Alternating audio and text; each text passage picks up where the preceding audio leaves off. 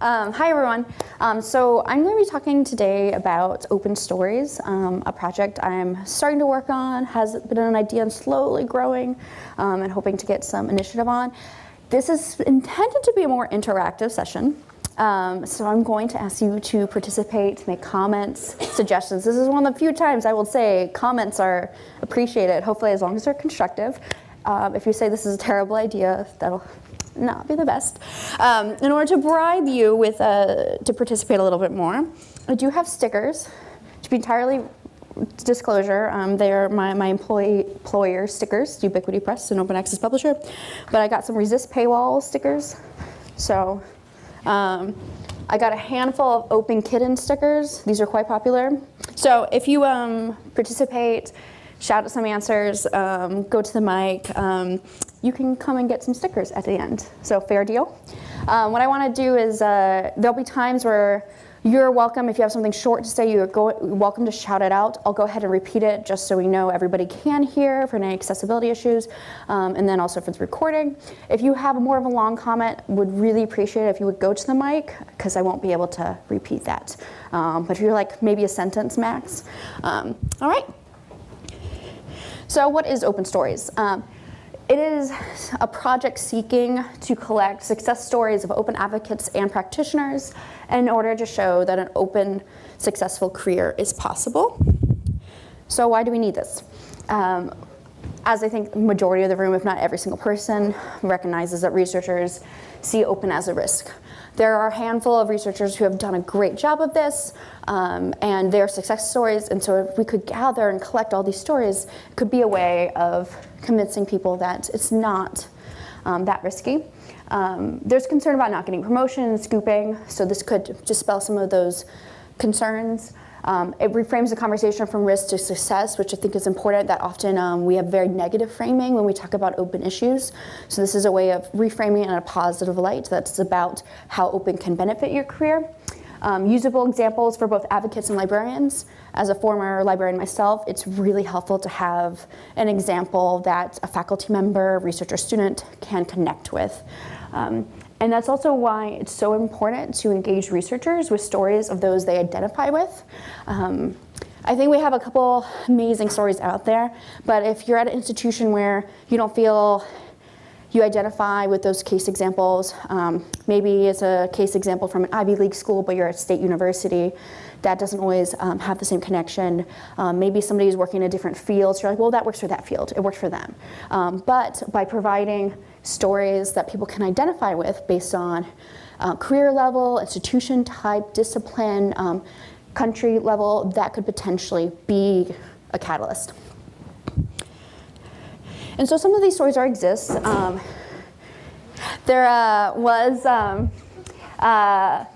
There's a blog that exists that was collecting blogs of open access success stories. So not a brand new idea.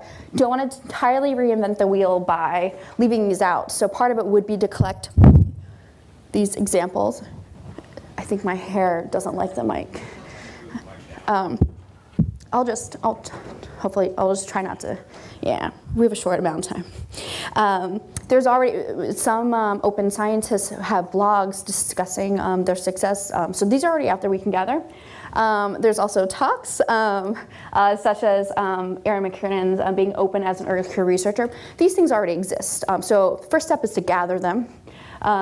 When I first conceived this idea, did a mock-up on Google Maps just to kind of explain how we could have a worldwide map dotting all these stories so people could search by it by location. So it's funny that Erin's here.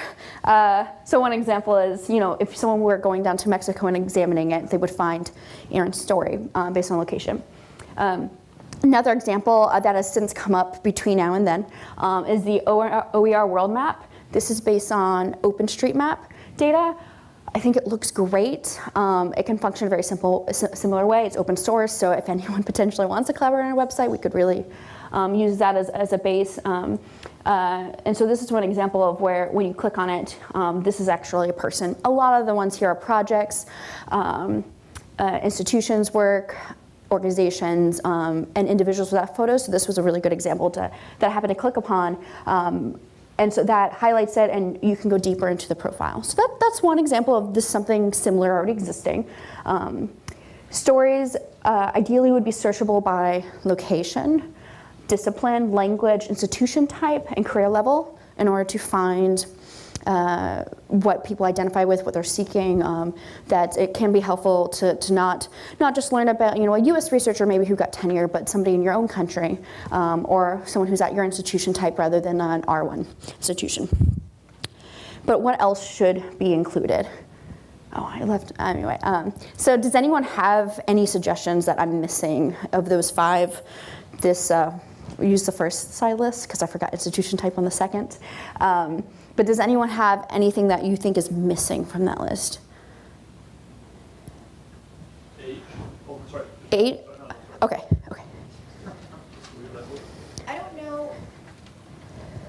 I don't know if we should, but I would just be curious about gender. Okay, yeah, no, that's very valid. Okay. That's something I think to ask if someone wanted to include and disclose. Okay, oh, sorry. Thank you. I messed up there, yeah. Audience member suggested potentially including gender as a category. So, Peter. Another issue was your research goals. I mean, that's part of your research portfolio, where you're going. I don't know how you would, it's different for discipline. Okay. And maybe more like identity, the gender and identity. Yeah. How do you identify as a scholar? What is who's your tribe? Okay, so Peter suggests potentially including research goals and what your identity as a scholar is. And then there was a hand raised back there. Are you interested only in stories that are successes, or? So, question about, am I only interested in stories that are successes? For the purpose of a project to highlight success stories, yes. Because otherwise it's not an open success story, and that's what the project would be for. Success is not binary, it could be survival of a success. I mean, maybe what I'm thinking is obstacles or something like that were overcome, or I don't know how you would characterize those in a searchable way. Yeah. So comment that using obstacles that someone's overcome. I agree that I'm not sure how those would be searchable, but could potentially, I think we learn more not from someone who did something great the first go, but if they face certain roadblocks, that's certainly, Katie? That's what I was okay, all right. One more comment. I had one thing, Yeah. which was maybe like degrees. You have discipline, but I'm an academic Yeah. librarian. I also have a PhD, Yeah. but I'm an academic librarian, I'm tenured. Okay. So I think it's sort of like, I almost feel like I have to give a disclaimer. Yeah. When I say, yes, I have a successful career and I'm really open, but I'm a librarian. So Yeah. it's not the same. It is different. So maybe an Yeah. MLIS or a PhD or an ed, like Yeah. doctorate, Okay. whatever it is. That's a really great suggestion. The suggestion was to include the degree within the searchable. And Aaron, do you have one more to sneak in? Yeah, just really quick. Yeah. Maybe related to career level, maybe related to discipline. What type of track you're on? Are you Okay. on tenure track? Are you not on tenure track? Yes. If you're on tenure Okay. track, that's the stream. So are you research tenure track? Okay. Or education? Because those can differ. Okay, so Aaron's suggestion was to include what type of track you're on, because that does impact what is going to be applicable to whoever is finding it. These are all really great suggestions, thank you. This is why I wanted to do this session here, because I wanted to gain feedback and not just make something that I thought fit my own mindset of like what was needed, or what a couple people who maybe joined the project, but getting all these ideas when something's still in flux. So the current status, not much has happened. It takes a long time to build something good. I have slowly learned over the years to be more of the turtle in the race, right? So this was conceived a few years ago. There was a few failed small grant applications. I'm not a developer. I can do very, very basic websites. This is not going to be that basic, which is also why there's not a full website yet. But and that's where the greatest need is. But the current status is I participated in the Mozilla Sprint in May. Got some good feedback there, worldwide contributors, which was really great. There's a draft of the recording guide, but that's not in the final stage yet. So next steps, I'm going to start recording the first Open Success stories at MozFest at the end of this month. And this is in order to work out some kinks, to make sure the recording guide is going to be satisfactory before it gets released, and also when a website prototype is up, there is some content in order to be in there and not just be bare. And then to release the recording guide when it is ready, and find collaborators for building the website. So if anybody is interested. So there is this draft of the recording guide. And so after MozFest and working out some more kinks, we'll make that, again, a call for any further contributions, and hopefully by the beginning of the year, it'll be solid and will be able to be sent out, especially to institutions where there's somebody who are doing outreach activities who might want to highlight some stories from their own institution. So if you do want to help, I have created a GitHub repo for open stories. Very simple, github.com/open stories. I've also, if you're on Twitter, right before I came into the session, tweeted out to the hashtag slides for this talk that also be available in the conference's Zenodo. But you can get this GitHub link, and then you can sign up for the recording notification. Link is also included in the tweet. So if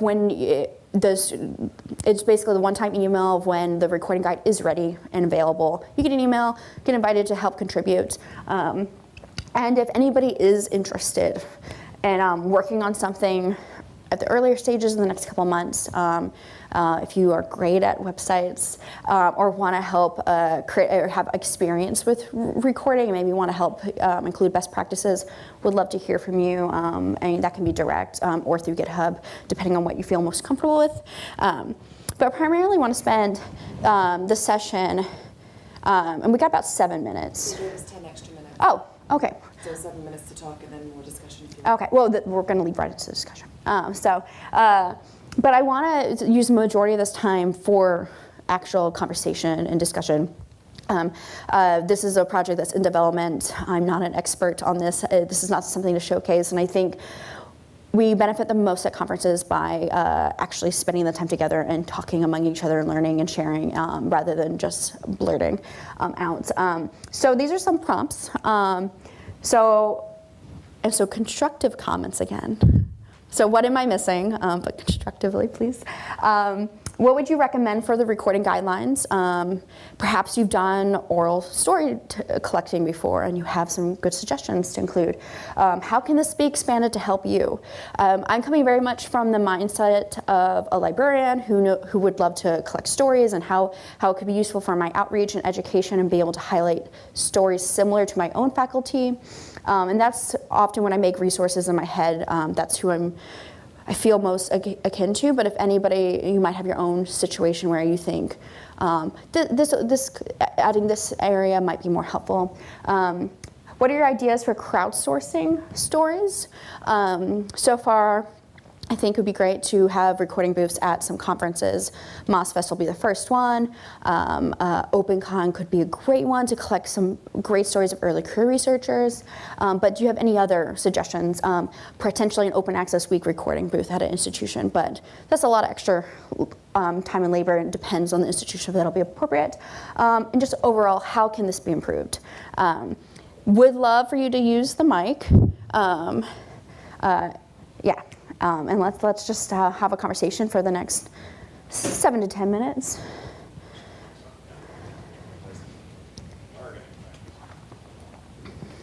Thank you very much. Was wondering whether you have a definition of what a story is. What is a story?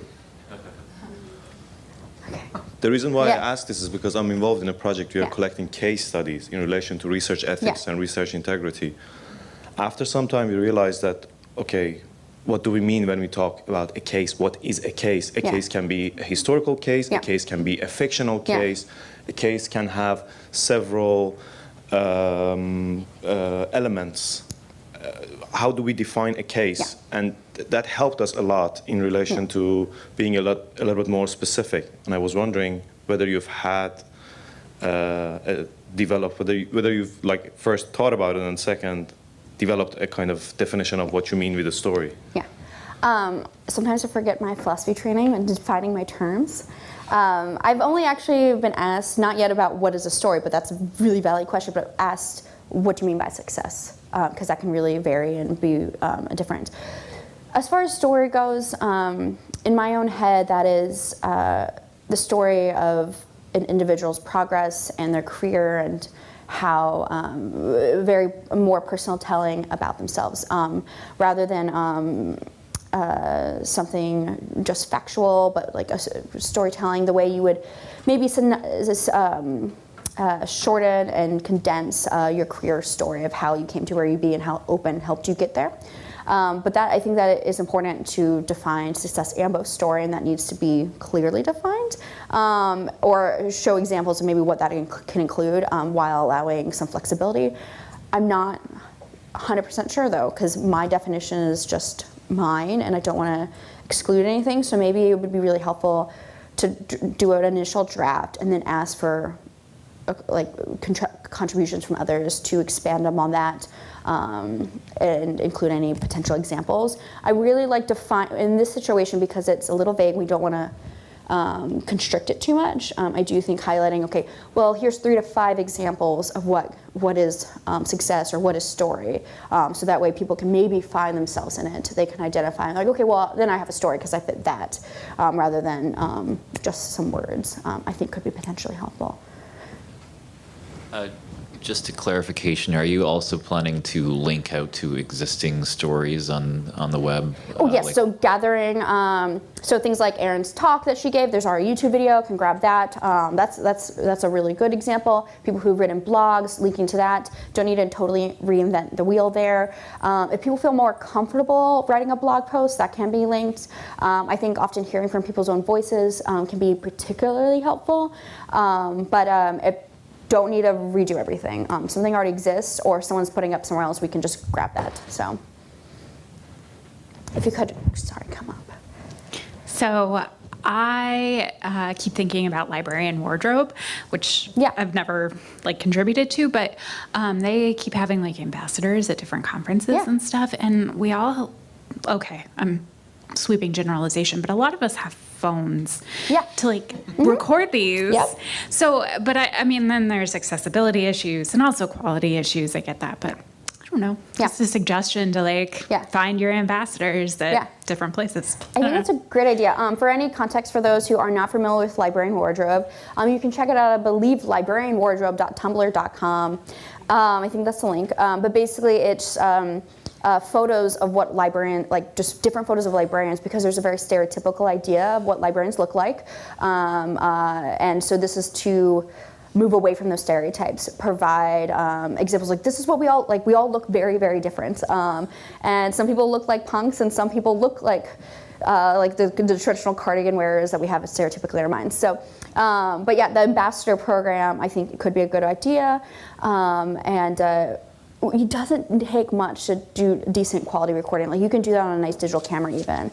But some phones are doing way better than some video cameras as well. So I think that's a great idea and can be collected. So.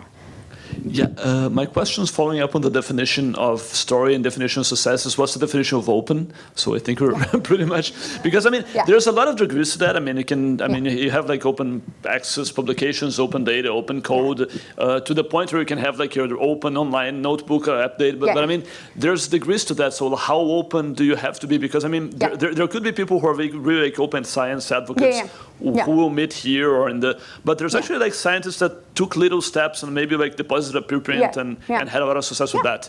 So I mean, you don't want to lose those. So just wondering, how open do you have to be to? Thank you. Okay, so defining open, success, and story first on my list, and it'll be the top of everything, inviting people. That's great because at least open, I feel a little bit more confident right now drafting an initial definition, and I do agree that it should be as wide. And if just posting one preprint help somebody and they feel like it was successful for them, I just got this great collaborator, that's how it benefited me. It's not the reason they got tenure, but they found a collaborator and that they really enjoyed the project. That is a success. So I think that also helps with defining things. Thank you so much. Yeah, so I guess this question depends on how far you want to actually go with some of these stories, how much detail you want to get into. But I guess something that would be really useful for me to see is what does an open researcher tenure packet look like? Okay. So how are you formulating your CV and how are you formulating your research statement and how, like, something I'm struggling I'm starting this process and I'm not sure how to convince my department that all of the open access, open science, open research stuff I do is actually part of my real research, right? And not some hobby that I spend too much time on. So how you integrate that into a presentable tenure packet. Okay. That would be super useful for me to see as part of these stories. Okay. That's especially for ones that are really doing it in a very big way. I think that's like great. Titus, you have his example. And so I would love to see what resources did he submit to his department to convince him that this was something valuable that he's doing. Great. So I'm so glad this is recorded because these are too many ideas to remember. All right.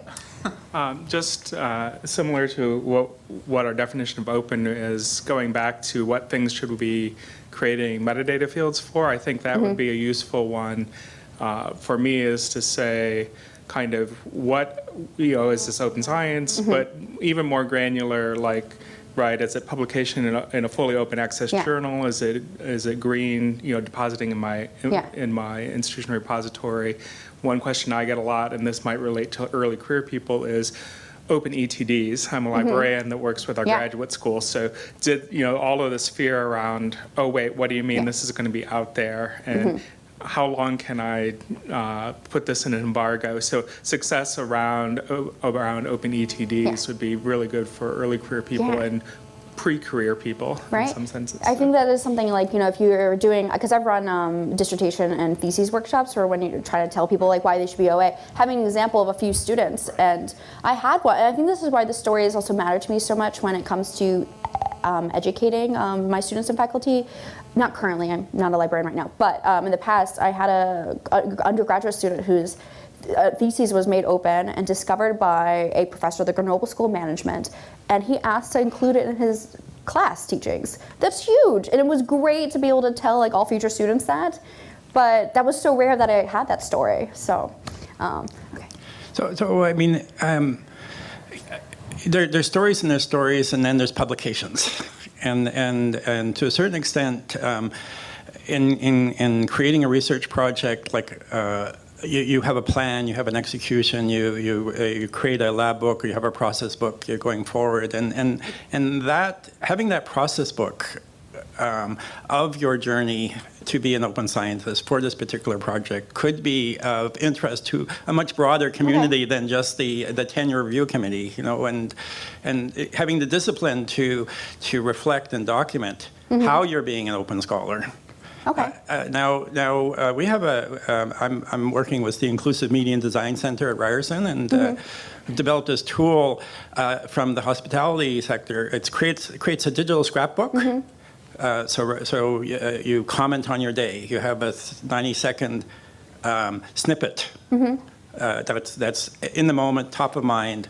It's believable. It's acceptable, and that can be reflective, but it also could be, we're thinking now that it can be or could be sort of collated and curated into a story.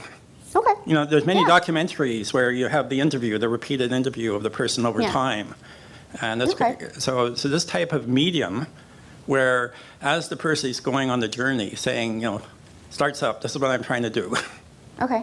And registering on a regular basis as events happen, as challenges emerge, in a short, accessible manner. Okay. That can could be created and then produced into a publication. Yeah. Okay. Great. That could be archived and indexed and so on and so forth. Yeah, that's definitely an idea. And then it could so then you could do a meta-analysis of all of these elements. So it becomes a database to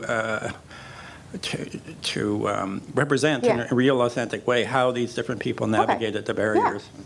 Yeah. That's great. Thank you. Do we have time to finish the last two people? We've got 4 minutes. Oh, okay. I was like thinking we were running over. Okay. I'm sorry. Oh, okay. Elizabeth? Hi, sorry. So thanks so much. I think this is a really great idea. So just to say that I maybe am kind of the target of this. So I'm actually an early career researcher. I'm a graduate student. I am working openly, trying to continue to work openly. And I think for me, one of the things that's been really valuable is having a sense of community. So not only knowing that people succeed, but also having a way to reach out to them or to kind of share with that. So I wonder if one of the things you could collect when you're kind of recording these stories is if people are comfortable kind of having them join into some sort of either like workspace or share contact details or something where people could reach out. Great idea. So awesome. I love that. And part of this too is wanting to make sure like whatever the submission form is, that we know exactly everything we should have and need and not have to retroactively go back. And so the metadata, context details, all this extra information is great. All right. Hi, I'm Jen. I'm at Dartmouth College in the library, and about 4 years ago, we started a poster exhibit there called Open Dartmouth Research Data Code Ideas, where we feature students, faculty, staff who are either publishing openly or open access advocates. That's and we awesome. have a picture of them and a quote from them about why they support open, and we just continue to build. It started as a print exhibit, and then now we've moved it to a digital exhibit, and it scrolls on our IR site. And so I was wondering if, I know that you're looking for oral stories, but are you looking for other types of? That is definitely something I think just to pull in that fits that. In my head of wanting to collect news stories, I particularly like oral storytelling and getting that video or the voice. If anyone's familiar with StoryCorps, it's a U.S. initiative, I believe U.S. initiative, to collect stories, and it's sometimes it streams on NPR on Sundays, I think. But it's a beautiful way of sharing stories. But I think if things already exist, like what you're doing, collecting that, sharing it out, it also provides an example then to anybody else who uses it that they could do something similar. But I think that would count, and I would want to make sure it's linked out to, and that they have a little spot. And then I just wanted to add a couple of thoughts to maybe help you with gathering your story. So recently I also managed Open Access Publishing Fund at Dartmouth, and so when I fund an author, I'll ask them if they'd be willing to be featured in our exhibit. So that may be a suggestion for people working in that arena. And then the other thought I had was I have a colleague at the Library of Congress who's working with the oral history collection, and I wondered if there would be a way, once you have your site up and running, to be somehow connected with what the Library of Congress is doing in their oral histories. Okay, these are all amazing suggestions. Thank you so much, especially because you just came in here to go to a session. You just made everything so much better. I'm glad it's recorded also, and hopefully I can figure out and credit ideas and where they came from. Thank you all so much. I think we'll let you give you more time to get to the session, and come and take a sticker if you want a sticker. The open kitted ones will go real fast, so they're the most popular. Thank you all so much.